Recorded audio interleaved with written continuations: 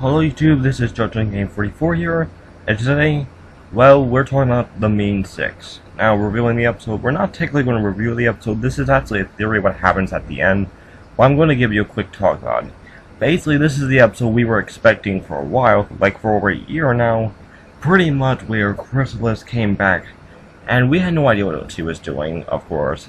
I have to admit, I did saw a leak episode on YouTube, of course I already thought they were already coming out and I was already behind. So, it turns out I was wrong when I did find out they were not actually supposed to be on TV yet. So yeah, quick story about that. But besides all that, I was going to wait until this episode came out, pretty much, to actually get this theory out of the way, but I did not want to do it while it was not on yet, because I didn't want people to get spoiled, or I didn't want people to do this. If you haven't seen the episode, I suggest you go check it out first. Basically what Chrysalis does, she makes 6 copies of the main 6 who are basically the opposite. Greedy, cruel, all that type of stuff. They're basically, what goes on is Twilight and her friends are pretty much going on this camping trip to the castle and everything. And I was actually kind of annoyed what was going on because none of them figure out what was really going on.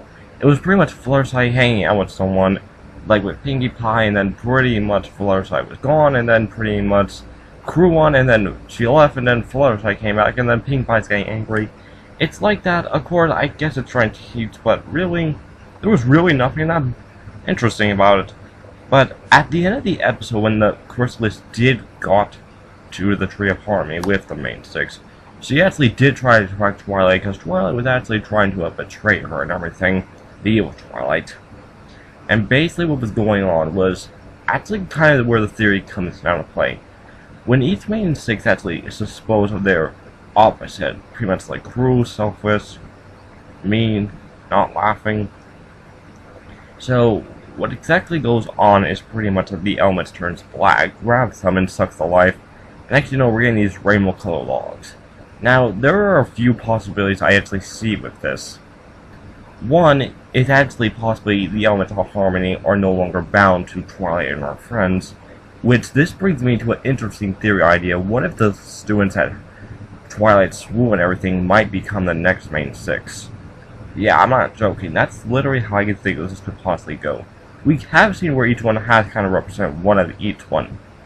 So there's a possibility for 6 of those students, and I'm mostly referring to the first 6 that we were mostly focusing on. The Yak and everything, of course I forgot all the names, so I can't really talk about that much. But pretty much what goes on is the second idea is what if the elements have become corrupted and everything, and now they have become like the Tree of Chaos or something, not realizing it until its ability to activate, or it's going to be causing some type of problems.